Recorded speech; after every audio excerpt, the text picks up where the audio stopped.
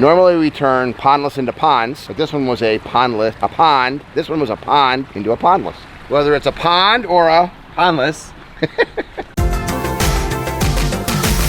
Hey guys, we're in Downers Grove, Illinois, and this house is almost 100 years old. It was actually a modular home sold by Sears. We're visiting all these ponds today with Brian Helfrich. Hey, bud. VP of Construction. And it's a pondless, right? You introduced yourself like you didn't know who I am. Brian, was it Brian Helfrich? Yeah. I know this guy. 23 years I've been dealing with this. All right, so we got a pondless. What do we got? It's a pondless waterfall. It's a really cool project. I don't know if you remember this, but way back when, we actually did this as a video to show how to build step-by-step an 11 by 16 foot pond. And it was on the catalog. Yes, right? yes, I know. And so we saw the before and afters and me painting it out. Well, what happened was years ago, probably about 5 years ago, a tornado came through here and knocked down all of her big giant trees. I remember this story. So her shade garden turned into a sun garden right away. And the pond turned into a pondless. And the pond turned into a pondless. She started traveling a lot more and getting out of town and didn't. We love the sound of the water, love the birds and the landscape, but I had to redo the whole landscape. And so she said, if I'm redoing the landscape, let me turn it into a pondless. Yep.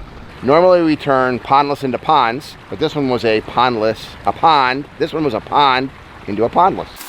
First thing you notice is the sound. It just changes the space.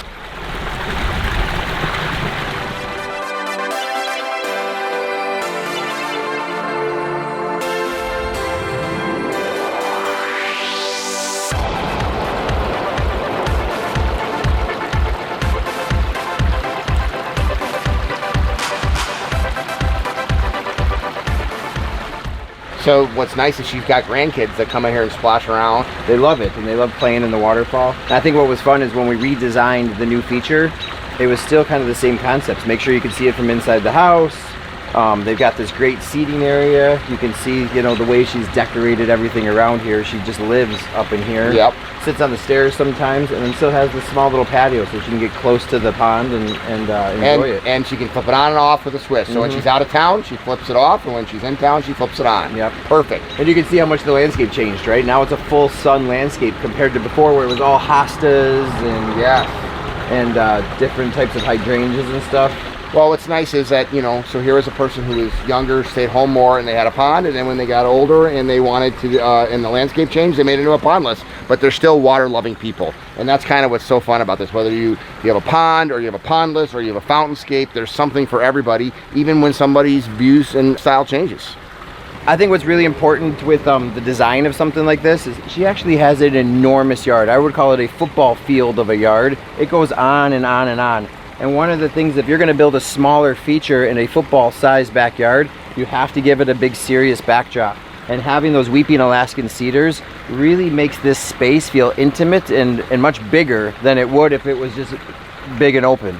Yeah, that's a vertical element, so your eyes hit the waterfalls and they stop. They don't keep going back. If that wasn't there, it would not feel nearly as intimate.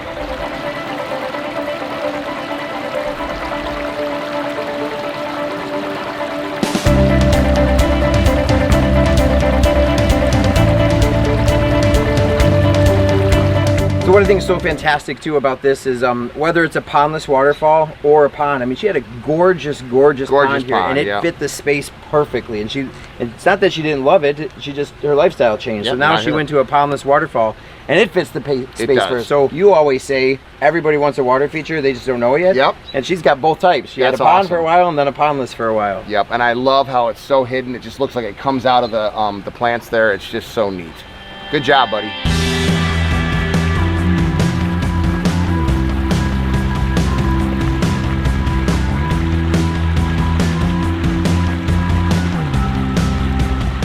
Whether it's a pond or a pondless. Whether it's a pond or a pondless waterfall, what we love to do about this is share how people live the aquascape lifestyle. If you like what you see, like, subscribe. No, you're supposed to say comment. Comment, then subscribe. Subscribe and follow along and share these things so more people can see what living the aquascape lifestyle is like. I love this stuff.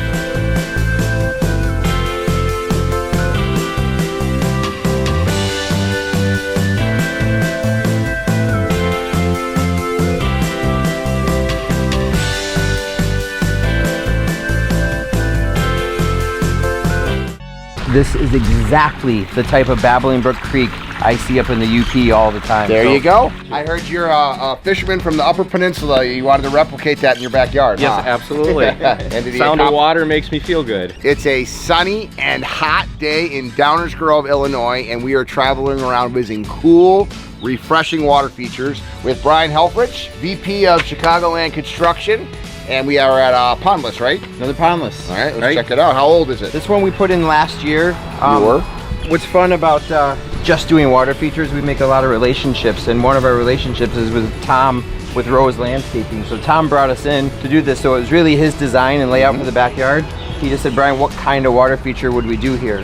The owner, Hal. I see a Aquascape rain barrel. Yep.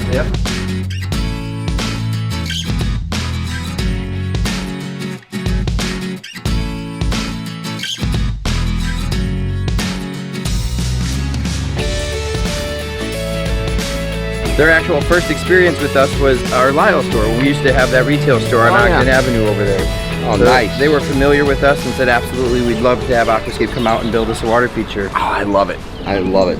So you use the granite rock on this one. So this is a little bit different of a view. It's got the granite stone, which is all from Wisconsin, versus the moss rock, which is all from Missouri. Yep.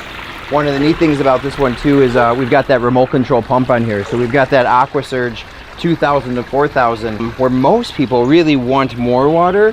He's got it toned down as low as can go. Plus, we have a ball valve on it to restrict it even lower. Wow. So he really likes just the gentle sound. He wants the sound. He put a gazebo in back here next to it, and it's just literally a little water feature next to a patio with the gazebo and all outside with the whole windows facing it. Yeah. Nice design. One of Hal's comments when we were done is he always fishes up in the UP, and he said this is exactly the type of Babbling Brook Creek I see up in the UP all the time. There So you go. when we get a comment like that, it's always like, The Upper Peninsula of Michigan or Downers Grove, Illinois. Greg? How you doing? Hal, nice to meet you. I heard you're a fisherman from the Upper Peninsula. You wanted to replicate that in your backyard, Yes, huh? absolutely. And did he Sound of water makes me feel good. I think it makes everybody feel I good. think so. A little sparkle. We don't have enough in Illinois. So this is a year and a half? Year and a half. It's growing in nicely. So did you build the house? No, I've rebuilt the house. Been here since '86. Oh, okay. But the wow. house didn't look anything like this. So you're happy with the work that they did, huh? Oh my gosh, how lucky am I to have world-class talent in town. Literally in town, too. I mean, I was introduced to him as a guy who lived down the street. Then I'm talking to him, I find out he's in the Middle East and he's all over the place. He's been on TV, he's got his own bobblehead. Yes, he does. I mean, I like this guy. You can't do better than that. And I taught him everything he knows. Well, So, Brian, what would an investment like this be, for this? Well, this took, what was fun about this one is it just took Chris and I about a day and a half to do it. And then I think I came back and poked around a little bit, doing some edges and stuff, just because you live so close to me. Right. But this would be somewhere just over 8 to do this. Perfect for bird. It's absolutely perfect for we birds. have become bird central here. Yeah, I bet. We have more cardinals. We've always had a lot of cardinals, but now we get to see them. Yeah, come because they're and up close and personal. They hang out, goldfinch. It's been fun.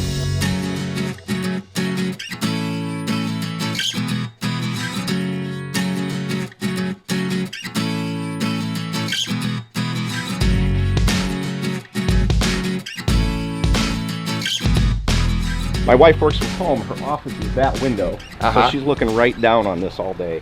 You basically have a vacation at home. Yep. We put a hummingbird feeder in over there, so we're hoping to attract a few of them. It'd be nice. That's awesome. This feels intimate because of the way Tom did the landscape. I think the existing Japanese maple there really helps scale everything down and make it feel more intimate in a huge space. I love the gazebo right next to it, too. Such a relaxing space. We were just sitting there relaxing right now. It's the place to be. Yeah, very nice. So imagine what this is going to look like in a couple years. I mean, this Creeping Jenny just started, and it's going to start coming over the edge. The place up in the upper peak? No, we just vacation up there, but if I can get her to retire, I wouldn't mind having a place. I just got back from fishing in Canada.